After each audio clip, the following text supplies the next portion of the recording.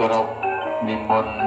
យាងព្រះករុណាគុណម្ចាស់គ្រប់ព្រះអង្គនិងប្រជាពុទ្ធបរិស័ទតាមដានព្រះសម្ដាប់និងស្ដាប់នាទីសម្ដែងព្រះធម៌ដែលសម្ដែងដោយលោកគ្រូអគ្គបណ្ឌិតធម្មមេចាបុត្រសវង្សដូចតទៅ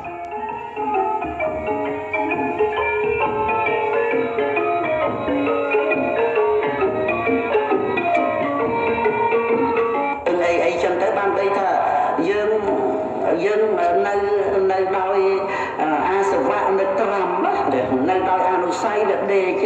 នៅដោយយោគៈដែលប្រកបនៅតែក្នុងលោកនឹងណាប៉ុន្តែដំណើរចេញពីលោកនឹងមានណាហ្នឹងហើយតើយើងបានក្រោកឡើងបានភ្ញាក់គឺបានធ្វើដំណើរទៅដែរឬទេឬក៏នៅតែសម្គាល់ថាយើង